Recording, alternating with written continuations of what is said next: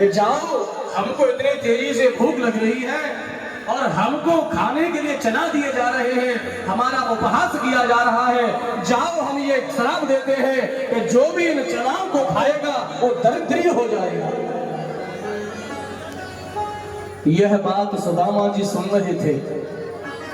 यह सारी बात सुदामा जी ने सुन ली।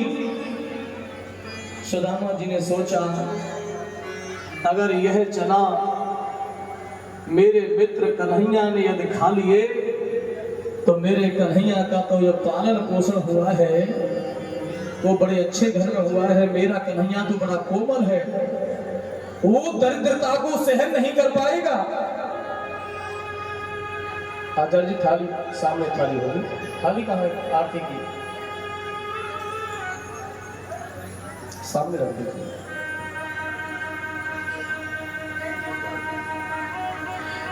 कन्हैया ने कभी अपने घर में इतना भी काम नहीं किया।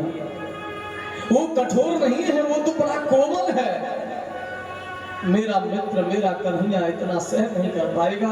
और हम तो गरीबी में ही पले हैं, हमने तो बहुत मेहनत की है, तो हम सहन कर सकते हैं, लेकिन मेरा कन्हैया सहन नहीं कर सकता।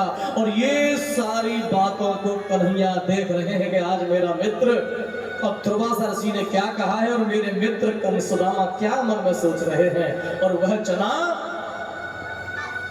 मैं अपने मित्र कन्हैया को नहीं खाने दूंगा। हुआ ऐसा, दुर्वासा ऋषि तो वहां से चले जाते हैं, लेकिन मैया जो गुरुमाता है वो आदेश देती हैं कि जाओ, लकड़ी तोड़ने के लिए जंगल में जाओ। तो सुदामा और कन्हैया ये दोनों जंगल में लकड़ी लेने के लिए गए।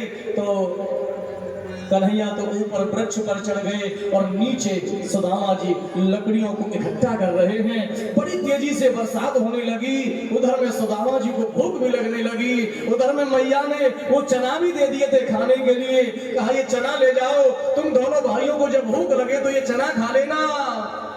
लेकिन उन चनाओं के बारे में सुदामा को सारा का सारा खेल पता है। जानबूझ करके कन्हैया को चना नहीं दिए और सुदामा ने उन सारे चनाओं को खा लिया।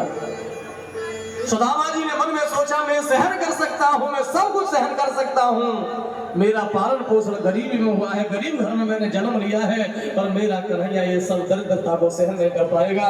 तो मैं भी अपने कन्हैया को कोई कष्ट नहीं दूंगा। मैं कन्हैया के कष्ट को मैं स्वयं लेने को तैयार हूँ। और वो कष्ट सुदामा जी ने ले लिया और उन चनाओं को वहां पर खा लिया। और जैसे ही खाया है तो कन्हैया को तो सारी लीला का पता है, फिर भी पूछ रहे हैं कन्हैया, अरे भैया